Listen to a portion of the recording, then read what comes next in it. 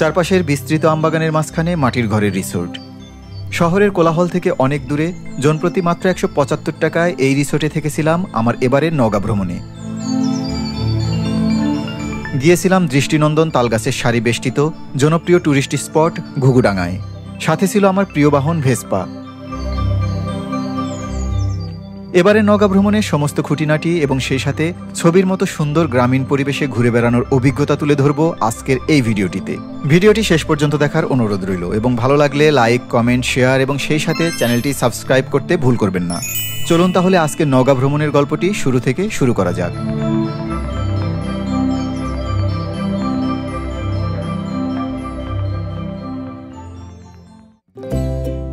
Hello viewers, আসসালামু আলাইকুম। Run with রাজীবের আরও একটি ব্র্যান্ড নিউ ভ্রমণ গল্পে আপনাদের স্বাগতম।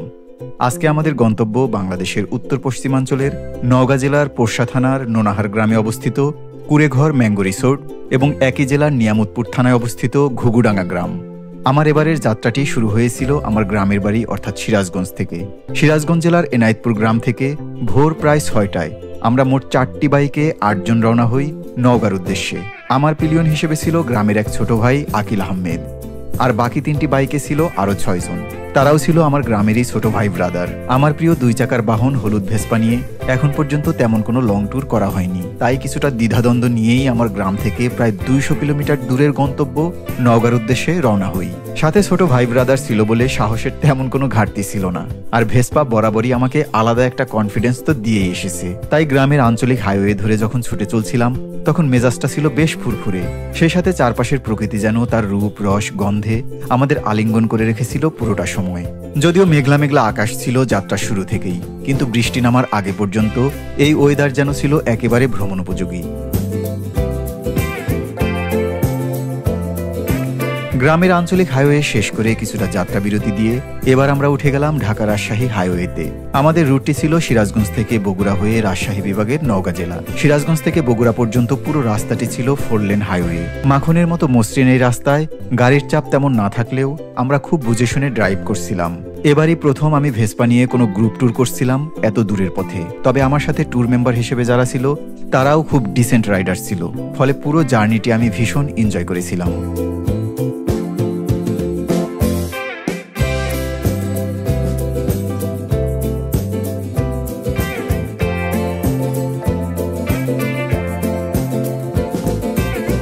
সকাল প্রায় 6:45টার দিকে আমরা ব্রেক দিলাম একটি ফুয়েল পাম্পে। যার যার বাইকের ট্যাঙ্কি ফুল করে আবার এগিয়ে চললাম সামনের দিকে। বাইকের ফুয়েল ট্যাঙ্কি তো ফুল করা হলো, কিন্তু এবার নিজেদের পেট ফুল করার তাগিদ অনুভব করলাম সবাই। তাই চলতে চলতে এই রাস্তার পাশের কোনো একটি রেস্টুরেন্ট খুঁজতেছিলাম। এমন সময় ঘটল বিপত্তি। আকাশ অন্ধকার করে নেমে এলো বৃষ্টি। আমাদের মধ্যে কারো সাথে রেইনকোট ছিল, আবার কারো সাথে ছিল না। তাই সবাই সুবিধাজনক একটি জায়গা দেখে থামতে বাধ্য হলাম। তবে সেই থামাটা আমাদের জন্য সাপে বর হয়ে এলো। বৃষ্টির কারণে এমন এক জায়গায় ব্রেক দিলাম যেখানে একটি খাবার হোটেলও পেয়ে গেলাম। সো ফাইনালি আমরা চান্দাইকোনা নামক একটা জায়গায় বৃষ্টির জন্য ব্রেক দিছিলাম। সেইখানেই একটা হোটেল ছিল রাস্তার পাশে, একটা হোটেল, লোকাল হোটেল। হোটেলের কোনো নাম নাই, তবে হোটেলের মালিকের নাম হচ্ছে মনিরুল ভাই। ওইখানে আমরা পরোটা খেলাম, ডাল খেলাম, পরোটা দিয়ে ডাল দিয়ে, আর ডিম অমলেট খেলাম।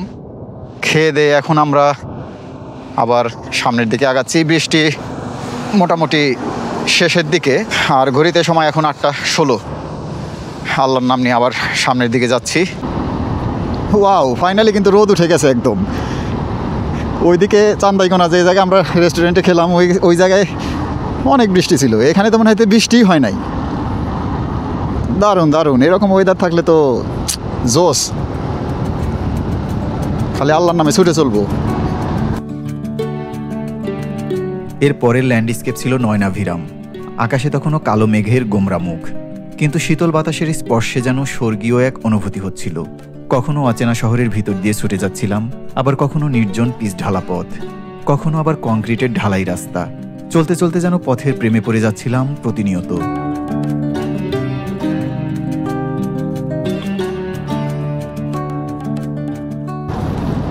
আমরা কিন্তু এখন বগুড়া পাড়ি দিচ্ছি।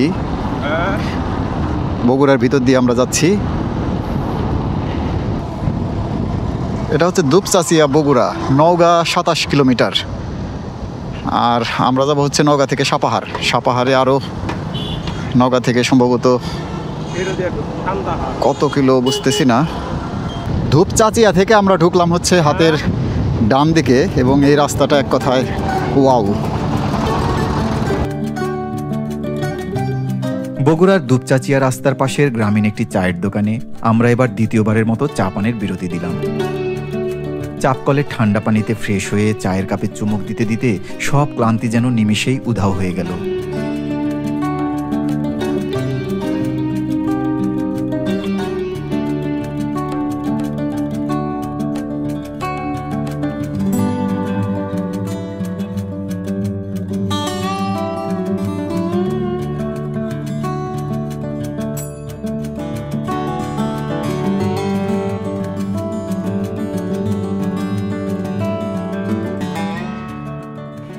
আমরা চলে আসলাম যেতে যেতে তুলসীগঙ্গা। তুলসীগঙ্গা মানে কি? এটা আক্কেলপুর না? তো আমরা চলে আসলাম আক্কেলপুর, অর্থাৎ এই জায়গাটার নাম হচ্ছে তুলসীগঙ্গা। যেতে যেতে এত সুন্দর, মানে ওয়াও আর ওয়াও, ওয়াও দিয়ে ভর্তি, এত সুন্দর রাস্তা। তো এখানে একটু থামলাম যে এখান থেকে একটু ড্রোন টোন উড়াবো। তারপরে এই যে সামনে কাঁঠাল পাড়তেছে, এই যে কাঁঠাল পাড়া হচ্ছে এখান থেকে। ভাই কাঁঠাল কি বিক্রির জন্য পারতেছেন? তাহলে খাবেন? ও সেই পাকা কাঁঠাল না? ওরে বাবা, এটা তো তাহলে সেই মিষ্টি হইব নাকি? আক্কেলপুর তুলসীগঙ্গার মানুষ কাঁঠাল পাড়তেছে রাস্তার পাশে একটা জায়গা থেকে। এরপরের আঞ্চলিক রাস্তাগুলো ছিল এক কথায় অসাধারণ। এর আগে একবার নওগাঁ আসা হলেও সেটা ছিল বাসে করে রাতের বেলা, তাই গ্রাম বাংলার এমন অপরূপ দৃশ্য সেবার আমার চোখে ধরা পড়েনি। কিন্তু এবার এই দিনের বেলায় নিজের ভেসপা চালিয়ে এমন রাস্তা এক্সপ্লোর করতে পারাটা আমার জন্য ছিল দুর্দান্ত এক অভিজ্ঞতা। রাস্তার দুই পাশে ছোট ছোট তালগাছ চলার পথে সৌন্দর্য বাড়িয়ে দিয়েছিল বহুগুণে। এরকম তালগাছ বেষ্টিত মসৃণ টানা রাস্তা যেন এখানকার সাধারণ ঘটনা। এইসব রাস্তার সৌন্দর্য, গ্রামীণ জীবন আর অপরূপ প্রকৃতি পাড়ি দিয়ে আমরা প্রথমে পৌঁছলাম নওগাঁর মধুইল বাজার। তারপর সেখান থেকে আরও 25 কিলোমিটার ভিতরে নোনাহার গ্রামের মাটির ঘরের রিসোর্টে, যার নাম কুড়েঘর ম্যাঙ্গো রিসোর্ট। আমাদের এবারের গন্তব্য ছিল এখানেই। ও ফাইনালি সকাল 6টায় রওনা দিয়ে এখন বাজে 1:30টা। মাই গড, আমরা ভাবছিলাম যে মোটামুটি 12টার মধ্যে পৌঁছে যাবো। অবশ্য আমরা রাস্তায় অনেক জায়গায় থামছি, অনেক কিছু করছি, চা খাইছি, নাস্তা করছি, কয়েকবার করে রেস্ট নিয়েছি, পানি খাইছি। তবে এইখানে এই যে কুড়েঘর ম্যাঙ্গো রিসোর্টটা বেসিক্যালি এইখান থেকে শুরু হয়েছে। এইখানের যে রাস্তা এটা আরও ভয়াবহ, অবশ্য মাত্র 140 মিটার। আমরা একেবারে বিধ্বস্ত অবস্থা আমাদের। তো এখন সোজা গিয়ে ব্যাগপত্র রেখে, অর্থাৎ প্রথমে আগে তো চেক ইন করতে হবে। চেক ইন করে ব্যাগপত্র রেখে আমরা এই পাশে একটা পুকুর আছে, পুকুরে যাবো, একটু ঝাপাঝাপি করবো সবাই মিলে। তারপরে এসে লাঞ্চ টাঞ্চ করে একটু রেস্ট নিয়ে আমরা বের হয়ে পড়বো। কোথায় কোথায় যাবো দেখতে হলে সাথেই থাকুন। ও কুড়েঘর ম্যাঙ্গো রিসোর্ট, মানে কুড়েঘর আর কি, এই রিসোর্টের নাম কুড়েঘর। হ্যাঁ, এই হচ্ছে ব্যাপার। ওই একই রকম রয়ে গেছে। তবে এর আগে যে আসছিলাম তখন এই মানে এত গাছগাছালি ছিল না, ফুল টুল এইগুলো এত ছিল না, এখানে ঘাস ছিল না। হ্যাঁ হ্যাঁ, রুমগুলা আগে আপনাদেরকে একটু দেখাই। এটা হচ্ছে একটা রুম, আমি ভিতরে গিয়ে দেখাবো আপনাদের। এই হচ্ছে রুম। ও রুমের তো এখন আবার আলপনা করছে, এর আগে এসে কিন্তু এগুলো পাই নাই। এই যে ছনের ঘর, মাটির উপরে ছাউনিটা হচ্ছে ছনের। সেই হচ্ছে এই রুমটা হচ্ছে ডাবল বেডের রুম। এটা একটা বেডে 3 জন করে থাকার মতো। হ্যাঁ 3 জন থাকা যাবে না আসাদ? হ্যাঁ, এটা হচ্ছে 6 জনের রুম। এই 6 জনের রুমের এটার ভাড়া হচ্ছে এটার ভাড়া 1000 টাকা। 6 জন থাকা যাবে। এই হচ্ছে একটা রুম, এই হচ্ছে একটা রুম। এটা একটা না চাচা? 7 নাম্বার। আমি এর আগে 7 নাম্বারে এসেছিলাম। লাইটটা দেই। ও ফ্যান আছে, এই যে মাটির কুড়ে ঘর, আর ওয়ালটা হচ্ছে মাটির। আর এই রুমের সাথে একটা ব্যাপার আছে, সেটা হচ্ছে যে ওয়াশরুম কিন্তু অ্যাটাচ, এই যে। এবং এখানে কিন্তু হাই কমোড, এখানে বেসিন আছে। সো এই রুমের ভাড়া হচ্ছে জন প্রতি সম্ভবত কত 700 টাকা। এই রুমের ভাড়া হচ্ছে 700 টাকা। 3 জন থাকা যাবে না চাচা? আর এই একটা রুম আছে, আমরা মোট 3টা রুম নিচ্ছি। এটা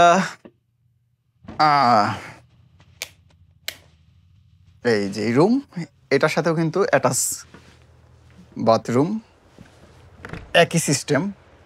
ও না, এটাতে আবার লো কমোড। ওকে, এটাতে লো কমোড, ওইটাতে হাই কমোড। এই রুমগুলোর ভাড়া হচ্ছে 350 করে। একটা বেড আছে, 2 জন থাকা যায়, তার মানে 175 টাকা করে পড়বে আর কি। আর এইটা এই আপনাদেরকে যে দেখাইলাম, এইখানে এই বড় যে রুমটা 6 জন থাকার মতো, আর 2 জন থাকার মতো এই দুইটা রুম, আর এই দুইটা রুম হচ্ছে 2 জন থাকার মতো। অর্থাৎ ওই বড় রুমটা, এই দুইটা রুম, এবং এই দুইটা রুমের সাথে কোনো অ্যাটাচ বাথরুম নাই। কিন্তু ওই যে দুইটা রুম ওই পাশে যেটাতে আমি উঠলাম, ওই দুইটাতে কিন্তু অ্যাটাচ বাথরুম আছে। দুইটাতেই অ্যাটাচ বাথরুম আছে, একটাতে লো কমোড, একটাতে হাই কমোড। আর ভাড়ার ব্যাপারটা তো বললামই, এটা হচ্ছে 700 টাকা, 700 টাকা 3 জন করে থাকা যাবে। আর এই 250 টাকা, 350 টাকায় 2 জন করে থাকা যাবে। তো এই ছিল কুঁড়েঘর ম্যাঙ্গো রিসোর্টের বিষয়। আরও বিস্তারিত আপনাদেরকে দেখাচ্ছি। আপাতত আমরা চেক ইন করবো। চেক ইন করে আমরা গোসল করব, গোসল করে খাওয়া দাওয়া করব। আর এখানকার যে খাবারের ব্যাপারগুলো, সেগুলো আমি খেতে আপনাদের সাথে শেয়ার করব। সাথে থাকুন, দেখতে থাকুন। কুঁড়েঘর ম্যাঙ্গো রিসোর্টটি মূলত নওগাঁ জেলার পোরশা থানার নোনাহার গ্রামে অবস্থিত। তবে ঢাকা বা আশেপাশের জেলা থেকে যারা আসবেন, তারা নওগাঁর মধুইল বাজার থেকে আসবেন সরাইগাছি বা বেজোড়া বাজার। তারপর সেখান থেকে যে কাউকে জিজ্ঞেস করলেই দেখিয়ে দেবে নোনাহারের কুঁড়েঘর ম্যাঙ্গো রিসোর্টটি। গুগল ম্যাপেও আপনারা সার্চ করলে লোকেশন পেয়ে যাবেন। বাস থেকে নেমে আপনারা অটোতে করে এখানে চলে আসতে পারবেন। তবে যারা ব্যক্তিগত গাড়ি নিয়ে আসবেন, তারা কিন্তু একটু বুঝে শুনে আসবেন, কারণ বর্ষার সময় এই রিসোর্টের সামনের রাস্তাটি থাকে ভয়াবহ খারাপ। তখন এই রিসোর্টের খামার, যা প্রায় 2 কিলোমিটার দূরে অবস্থিত, সেখানে গাড়ি রেখে আসতে হতে পারে। তবে শীতের সময় এই সমস্যাটি তেমন থাকে না। এই রিসোর্টে আপনারা বিদ্যুৎ, মোবাইল নেটওয়ার্ক, এমনকি ওয়াইফাই সুবিধাও পেয়ে যাবেন। তবে এ অঞ্চলে গ্রামীণ ফোনের সিম খুব ভালো নেটওয়ার্ক কভার করে। বাংলাদেশে আমের জন্য বিখ্যাত একটি জেলা হচ্ছে নওগাঁ জেলা। আমের সিজনে এসে এই কুঁড়েঘরে থেকে আপনারা এর আশেপাশের বিভিন্ন আম বাগানও ঘুরে দেখতে পারেন। এই রিসোর্টের বুকিং নাম্বার এবং আরও কিছু জানার থাকলে আপনারা স্ক্রিনে দেওয়া নাম্বারে যোগাযোগ করতে পারেন। চেক ইন করলাম। চেক ইন করে কাপড় চেঞ্জ করে, ব্যাগপত্র রেখে কাপড় চেঞ্জ করে এখন আমরা সবাই মিলে যাচ্ছি। পাশে একটা ঘাট আছে, শান বাঁধানো ঘাট, খুবই সুন্দর। এই যে এখানকার যে চাচা আছেন, উনি বললেন যে ওইখানে গোসল করতে যান, ওইখানে গোসল করে অনেক শান্তি পাবেন। এখানেও ছিল, এখানে যে আপনাদেরকে দেখালাম অ্যাটাচ বাথরুম ছিল, তারপরে আলাদা গোসলখানা ছিল। বাট আমরা যাব হচ্ছে একদম গ্রামীণ পরিবেশে, যেটার ফিলটাই আসলে হবে অন্যরকম। আর এই পাশে আমাদের বাইকগুলা রেখে দিছি, 4টা বাইকে আমরা আসছি 8 জন। আর আজকে সন্ধ্যার দিকে আমার রাসেল যে বন্ধু, ও এসে আমাদের সাথে অ্যাড হবে। এই হচ্ছে আমরা 10 জন। রাসেলের সাথে অবশ্য আর একটা গেস্ট আছে। এই হচ্ছে আমরা টোটাল 10 জন। দুপুরের রান্নাবাড়া চলতেছে। আমরা ঘাট থেকে গোসল করে এসে খাওয়া দাওয়া করবো, তারপর একটু রেস্ট নিয়ে আবার বের হব। কোথায় যাব, কি দেখব, আপনাদেরকেও দেখানোর চেষ্টা করব। সে পর্যন্ত সাথে থাকুন। এই আঙ্কেল কিন্তু আমাদেরকে সাথে করে নিয়ে যাচ্ছে ঘাট পারে। আঙ্কেল বললো শান বাঁধানো ঘাট, খুবই নাকি গোসল করে মজা হবে। গোসল করে মজা হবে না চাচা? ও সাবান শ্যাম্পু তো কেউ আনলাম না। ওই পানিতে গোসল করলেই তো শান্তি, তার আবার সাবান কি করবি? আচ্ছা, আমাদের ড্রেস আপ দেখে আপনারা কেউ মাইন্ড করেন না। আমরা যাচ্ছি গোসল করতে, মোটামুটি সবারই একই অবস্থা, খালি গায়ে ব্যাটালিয়ান। আমাদের পুরো ব্যাটালিয়ান চলে আসতেছে। না, আমি এটা বলছি, ডিসক্লেমার দিছি। একটা আদর্শ গ্রাম বলতে যা বুঝায়, এখানে এসে সেই ফিলটা পাবেন। এই যে গরু, ওইখানে মোরগ ডাকতেছে, খড়ের গাদা, মাটির ঘর, ছাগল পালতেছে, মানে একটা আদর্শ গ্রাম। একটা আদর্শ গ্রাম, যে ধরনের গ্রাম আমরা সিনেমায় দেখি, ছবিতে দেখি না চাচা, সেরকমই তো। আপনি তো এই গ্রামেরই মানুষ। রাত 12টা পর্যন্ত চলে। রাত 12টা পর্যন্ত চলাচল করা যায়? দোকান পাশে খোলা। তাই? 11টা পর্যন্ত খোলাই। দোকান এখান থেকে কত দূর? দোকান দেখেন, মুদি দোকান না? আচ্ছা আচ্ছা। এখানে আপনাদের এই যে কুঁড়েঘর, যে এখানে কেমন মানুষ আসে? ভালোই আসে না? রবিবার সোমবার মোবাইলে কম আসে, ছুটির দিনগুলোতে বেশি আসে। যেরকম আজকে শুক্রবার, হ্যাঁ, আজকে একটু বেশি আসবে। আমরা আসছি 8-10 জন। মাটির ঘর এগুলো সবই না চাচা? এইরকম একটা দোতলা মাটির ঘর বানাইতে কত টাকা লাগে চাচা? সস্তা না? কত, 5 লাখ লাগবে? আরো কম? হ্যাঁ, কম না? 2-3 লাখ টাকা হইলেই হয়। মোটামুটি মিডিয়াম সাইজের একটা। মিডিয়াম সাইজের একটা মাটির ঘর। যেমন আমার বাড়িটা দুতলা, তখনকার বাজার সস্তা, বাজার 35,000। 35,000 অনেক আগে করছেন তাইলে। অনেক আগে, 40 বছর পার। 40 বছর, 40 বছর আগের 35,000 তো এখন 20 লাখ, 50 লাখ, আরো বেশি। বাজারের কাছে যে বড় একটা ও এই সেই পুকুর না? গভীর কেমন? এই যে পুকুর, আমরা চলে আসছি।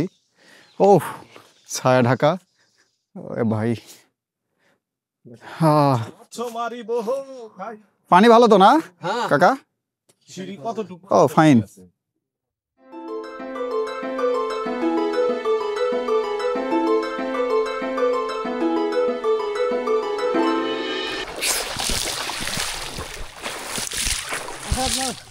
যাই কমিট ধরে নিয়েছি। ফিলিংসটা কিন্তু অসাম, একদম বিশাল বড় একটা পুকুর। পানিটা এত ঠান্ডা, মানে এখানে এসে বেশ ভালো গরম অনুভূত হচ্ছিল, কিন্তু এখানে এই পুকুরে নামার পরে দেখি একদম বরফ শীতল পানি। এখানে সবাই সাঁতার কাটতেছি, গোসল করতেছি। অসাম অসাম, দারুণ ফিলিংস। ক্লান্ত আছি সবাই, এরপরে এখান থেকে গিয়ে খাওয়া দাওয়া করবো। ক্ষুধায় পেট চৌচো করতেছে। এই পানির নিচে কেমন দেখা যায় দেখি তো, পানির নিচে কেমন দেখা যায়?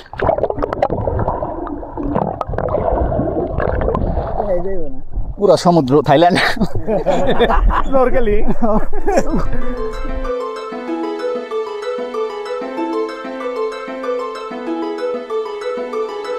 গোসল টোসল শেষ করে আমরা এখন যাচ্ছি হচ্ছে এখানকার যে ডাইনিং স্পেস, সেই ডাইনিং স্পেসে যাচ্ছি, এবং যথারীতি ডাইনিং স্পেসও কিন্তু মাটির ঘরের। আমরা এখন দুপুরের খাবার খাবো, প্রায় 3:30 বেজে গেছে, অনেকটাই দেরি হয়ে গেল। তো ব্যাপার না, এই যে এখানে দেখি খাবারের আইটেমগুলো একটু কি কি আইটেম আছে আমাদের। সাদা ভাত, ও চাচা লাইট দেন, আর হচ্ছে ও মসুরের ডাল, আলু ভর্তা, আর সাথে আছে গরুর মাংস। আপনারা এই রিসোর্টের 3 বেলা খাবারের প্যাকেজ মূল্য এই তালিকা থেকে দেখে নেবেন। সো ফাইনালি খাওয়া দাওয়া শেষ করে একটু রেস্ট নিয়ে আমরা এখন বের হচ্ছি, যাচ্ছি হচ্ছে ঘুঘুডাঙ্গা। ঘুঘুডাঙ্গা হচ্ছে সেই জায়গা যেখানে নাকি একসাথে অনেক তাল গাছ, কতগুলো আমার জানা নেই, এক একজন এক এক রকম বলে, কেউ বলে 10,000, কেউ বলে 20,000, কেউ বলে 3,000। এবং সেই তাল গাছগুলো একটা রাস্তার দুই পাশে এত সুন্দর করে লাগানো যে সেটাই একটা ট্যুরিস্ট স্পট হিসেবে বেশ ভালো জনপ্রিয় হয়ে উঠেছে। এখান থেকে 15 কিলোমিটার দূরে আমরা সবাই মিলে এখন সেখানে যাব, এবং সেইটা আমরা ড্রোন ফ্লাই করব, ড্রোন ভিউ নেব, এবং আপনাদেরকেও ক্যামেরায় দেখানোর চেষ্টা করব। এখান থেকে অল্প একটু যেহেতু দূরে, আর এইখানে বেড়াতে আসলে এই রিসোর্টে যারা আসবেন তারা কিন্তু এই ঘুঘুডাঙ্গাটা অবশ্যই ভিজিট করে যাবেন। ওটা একটা আপনাদের স্পট হিসেবে কাউন্ট করতে পারেন। তো যাচ্ছি ঘুঘুডাঙ্গা, যথারীতি আমাদের বাইকগুলো নিয়ে যাচ্ছি। সাথে থাকুন, ঘুঘুডাঙ্গা গিয়ে আপনাদেরকে আশা করি খুব সুন্দর একটা ব্লগ উপহার দিতে পারবো। চলুন যাওয়া যাক।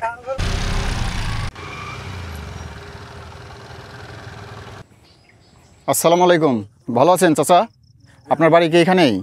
আপনার বাড়ি এখানেই? ও আচ্ছা, এখানে আপনার বাসা?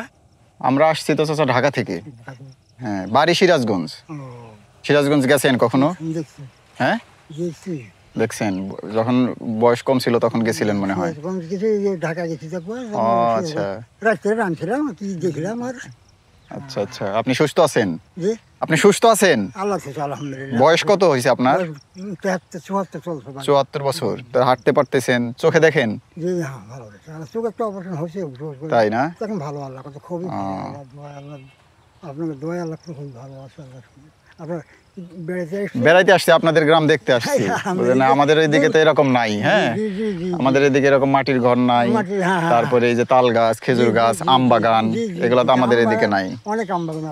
হ্যাঁ ঠিক আছে চাচা, ভালো থাকবেন। হ্যাঁ, আলহামদুলিল্লাহ। আসসালামু আলাইকুম। হ্যাঁ, গ্রামের মুরব্বী যারা আছেন বয়স্ক, তাদেরকে দেখলে না আমার ভিতরে অন্যরকম একটা ফিল হয়। কীরকম যে আমার ইচ্ছা আছে আমি শেষ বয়সে গ্রামেই থাকবো, গ্রামে যে বাড়ি, আমার বাড়ি সেখানেই থাকবো। হয়তো বা এইরকমভাবেই এক সময় বয়স হয়ে যাবে, এই যে লাঠি নিয়ে এরকম হাঁটবো রাস্তাঘাটে, একে ওকে দেখবো, এর তার সাথে কথা বলার চেষ্টা করব। বয়স্ক লোকের সাথে তো আসলে অনেকে কেউ তেমন একটা কথা বলতে চায় না। সেই সময়টা আসলে কেমন লাগে, সেই সময়টা কিভাবে কাটে, আমি এটা খুব মানে ভিতরে ভিতরে অনুভব করি। মানে আমি আল্লাহ যদি আমাকে বাঁচিয়ে রাখে, হয়তো বা ওনার ৭৪ বছর, আমিও যদি ওনার বয়স পর্যন্ত বেঁচে থাকি, তাহলে এই সময়টা হয়তো আমার আসবে। উনি তো সুস্থ আছে আলহামদুলিল্লাহ, আমি সুস্থ তখন থাকবো কিনা সেটাও একটা ব্যাপার। ওনারা গ্রামে থাকে, গ্রামের আলো বাতাস মাটি পানি এগুলো তো আসলে শহরের চাইতে ডিফারেন্ট। সেই এই আলো বাতাস মাটি পানিতে আমি যদি থাকি, তাহলে আমি কিভাবে সময় কাটাবো, কিভাবে থাকবো। ও মাই গড, এ তো বৃষ্টি নেমে পড়তেছে। ও আমরা বের হইলাম আর বৃষ্টি। দৌড়াও দৌড়াও, দৌড় ছাড়া আর কোনো গতি নাই এখানে, মানে কোনো সিগন্যাল ছাড়া হুটহাট কিন্তু বৃষ্টি নেমে পড়ে, এবং এই বৃষ্টি কিন্তু ভয়াবহ হয়। আবার চলে যাবে কিছুক্ষণ পরে, বৃষ্টি চলে যাবে। এই যে আমার ভেসপা, বাহ ভালো জায়গা তো বসার। এখন এই বৃষ্টির ভিতরে আর আপাতত যাচ্ছি না, একটু রেস্ট নেই, বৃষ্টিটা কমুক, তারপরে ঘুঘুডাঙ্গা কিন্তু গিয়েই ছাড়বো। আমরা আজকে রাতে এখানে আছি, কালকে সকালে আমরা এখান থেকে রওনা দেবো। যদি আজকে ঘুঘুডাঙ্গা দেখতে না পারি, তাহলে কালকে সকালে যাওয়ার সময় আপনাদেরকে দেখাবো, সাথেই থাকুন। এক পশলা বৃষ্টি হয়ে গেল, আমরা এখানে অপেক্ষা করলাম বৃষ্টি থামার জন্য, এবং বৃষ্টি শেষে আমরা আবার ঘুঘুডাঙ্গার পথে যাচ্ছি। এই যে এখানে বাইকগুলো সব রেডি, আমরা এখন চলে যাব ঘুঘুডাঙ্গা। তবে আকাশ অনেক মেঘলা আছে, গুড়ি গুড়ি বৃষ্টিও হচ্ছে। বৃষ্টিটা যদি আবার একটু বাড়ে, তাহলে হয়তো আবার কোথাও একটা আশ্রয় নিতে হবে। তবে আজকে কিন্তু আমরা যাবই, ঘুঘুডাঙ্গা যাবই, না আকিল? তবে বৃষ্টিটা পেয়ে ভালো হয়েছে, কারণ এই জায়গায় এসে এমন গরম ছিল, এখন একটু ঠান্ডা ঠান্ডা। আর এই যে বাইকে চলতেছি, ওফ, ফিলটা অসাধারণ। কত যে তোমাকে বেসেছি ভালো, সে কথা তুমি যদি জানতে। আরে আমরে আম আম আম আম,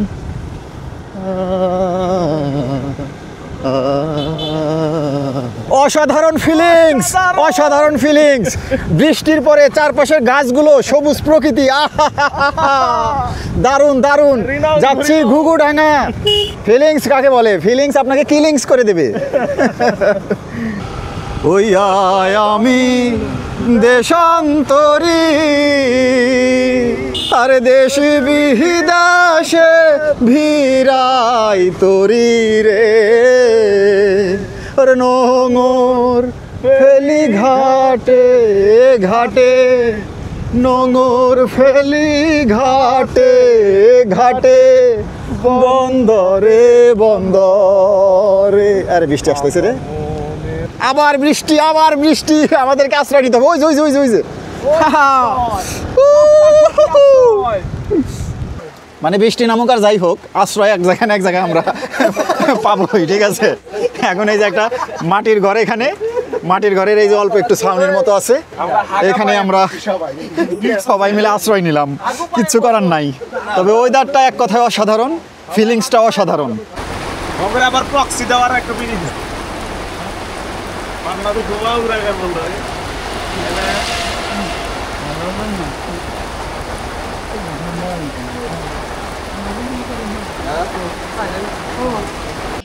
আসো আসো, চলে আসো চলে আসো। মাটি দিয়ে আবার সিমেন্ট করছেন। আমরা বৃষ্টিতে ওইখানে প্রায় 1 ঘন্টার মতো অপেক্ষা করার পরে এই একটা চায়ের দোকানে চলে আসলাম। এখানে আমরা এখন চা খাবো। রং চা আছে চাচা? হ্যাঁ হ্যাঁ, চিনি ছাড়া রং চা দিবেন, ঠিক আছে? আমারটা চিনি দিয়ে, আমাদের চিনি ছাড়া। আসসালামু আলাইকুম, ভালো আছেন? আর এটা দুধ পাওয়া যাবে, এই যে গাড়ির দুধ, দুধ দুধের টাকাটি আসছে মাথায় দুধ লাগবে। আবারও ঝুম বৃষ্টি, আমরা এখানে একটু আশ্রয় নিচ্ছি এবং চা খাচ্ছি। এটা খুব দরকার ছিল, আমাদের একটু মাথাও ব্যথা করতেছে। ওখানে এসে আমরা এই রং চা খাচ্ছি সবাই মিলে। মোটামুটি এখানে আমরা 1-1.5 ঘন্টা বৃষ্টিতে আটকা পড়ে অপেক্ষা করার পর এখন আমরা ফিরে যাচ্ছি। ঘুঘুডাঙ্গা আজকে আর হলো না, কারণ সন্ধ্যা হয়ে গেছে। শেষ সময় এসে তুমুল বৃষ্টি ছিল, আর এত বৃষ্টির ভিতরে ঘুঘুডাঙ্গা গিয়ে লাভ নাই। ওইখানে ড্রোনও ফ্লাই করতে পারবো না, ওইভাবে ব্লক করে আপনাদেরকে দেখাতেও পারবো না, কারণ অলরেডি অন্ধকার নেমে আসছে। তো আজকের আমাদের যে প্ল্যানটা ছিল সেটা পোস্টপন্ড। আমরা চেষ্টা করব কালকে সকালবেলা ঘুম থেকে উঠে ঘুঘুডাঙ্গা যেতে, যদি বৃষ্টি না থাকে। ঘুঘুডাঙ্গা দেখে তারপরে আমরা সিরাজগঞ্জ ব্যাক করব। Good morning from Naogaon Kureghor mango resort. আজকে সকালটা বেশ রৌদ্রোজ্জ্বল ছিল, এখনও আছে, বৃষ্টির সম্ভাবনা আছে, একেবারে উড়িয়ে দেওয়া যায় না। এই অঞ্চলে এখন বৃষ্টি হবে, এটাই স্বাভাবিক। আর আমরা সবাই কিন্তু রেডি হয়ে বের হয়ে গেলাম। সকালের নাস্তা করলাম একটু আগে আমরা, ডিম খিচুড়ি আলু ভর্তা দিয়ে নাস্তা করার পর এখন আমরা কালকে যে এই প্ল্যানটা আমরা বাস্তবায়ন করতে পারিনি, অর্থাৎ এই ঘুঘুডাঙ্গার যে তাল গাছ, সেই তাল গাছ কিন্তু আমরা কালকে আপনারা দেখলেন যে সন্ধ্যার দিকে যখন গেলাম তখন বিকেলে যখন বের হলাম তাল গাছের ওইখানে যাওয়ার জন্য, বৃষ্টিতে এক জায়গায় আটকা পড়ে ওইখানে আমাদের প্রায় 2-2.5 ঘন্টা লস হয়ে গেল। এরপরে সন্ধ্যা হওয়ার পরে আমরা আর সামনে আগাইনি, কারণ ওইখান থেকে 15 কিলোমিটার দূরে ছিল। তো প্ল্যান করলাম যে আজকে আমরা ব্যাক করব, আমরা সিরাজগঞ্জ চলে যাব। তো যাওয়ার আগে আমরা ঘুঘুডাঙ্গাটা কাভার করে যাব। তো এখন এই যে সবাই নাস্তা করে রেডি হইলাম, এখন আমরা কিন্তু চলে যাচ্ছি হচ্ছে ঘুঘুডাঙ্গা। আর যথারীতি আমার এই যে ভেসপা এবং এটার যে অবস্থা, ভয়াবহ অবস্থা হয়ে গেছে, কাদা টাদা দিয়ে একদম। এই রিসোর্ট থেকে বের হইলে সামনেই একটা হাইওয়ে আছে, এই যে কাদাময় হাইওয়ে, কর্দমাক্ত হাইওয়ে। এইটা দিয়ে কালকে রাতে বৃষ্টির মধ্যে আমরা এই বাইক ঢুকাইছি এবং সেটা ছিল রীতিমতো চ্যালেঞ্জের একটা বিষয়, একদম ঘন পুরু কাদা। তো আমরা কিন্তু এখন চলে যাচ্ছি, এই কর্দমাক্ত রাস্তা পেরিয়ে আমাদেরকে যেতে হচ্ছে। বিসমিল্লাহ। আর এই যে আমাদের বাইকগুলো যাচ্ছে, এছাড়া কোনো উপায় নাই। এই বাম দিক দিয়ে আস্তে আস্তে যায় শাকিল, যেভাবে শিখাই দিছি, আকিল যেভাবে শিখাই দিছি না। আজকে রাতের রোদুর ছিল, রাতের রোদুর ছিল, একটু শুকাইছে। আর এই যে চাচা আমাদেরকে তার বাড়ির ভিতর দিয়ে নিয়ে যাবে, যাতে আমাদের পায়ে কাদা টাদা না লাগে। পরদিনের প্রকৃতি আমাদের জন্য বেশ সহায় ছিল। সকালবেলা আমরা আমাদের রিসোর্ট চেক আউট করে বেশ নির্বিঘ্নে সরাসরি চলে যাই ঘুঘুডাঙ্গা। আর যাবার পথে নির্মল আর স্নিগ্ধ জাদুকরী পরিবেশটা যেন আমাদের মোহাচ্ছন্ন করে রেখেছিল। মিনিট 20 মধ্যেই আমরা পৌঁছে গেলাম ঘুঘুডাঙ্গার সেই বিখ্যাত তালতলি রোডে।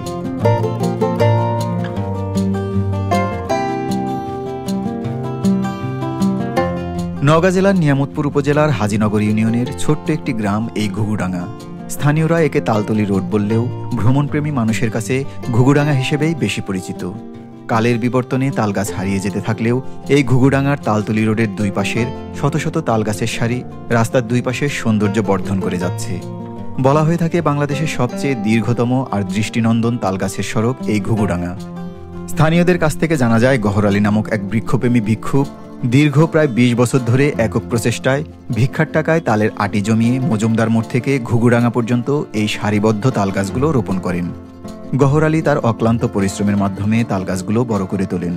বর্তমানে ভ্রমণপ্রেমী এবং বৃক্ষপ্রেমী মানুষের কাছে এক ঐতিহাসিক স্থান হিসেবে পরিচিতি পেয়েছে গহরালির এই তাল সাম্রাজ্য।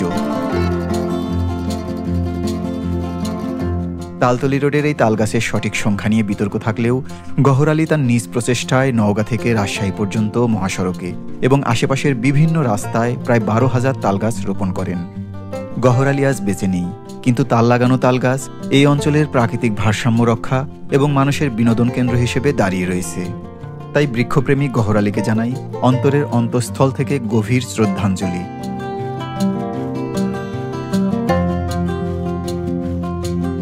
সো ভিউয়ার্স, আজকের নওগাঁ ভ্রমণ গল্প থেকে আমি রাজীব ফেরদৌস বিদায় নিয়ে নিচ্ছি।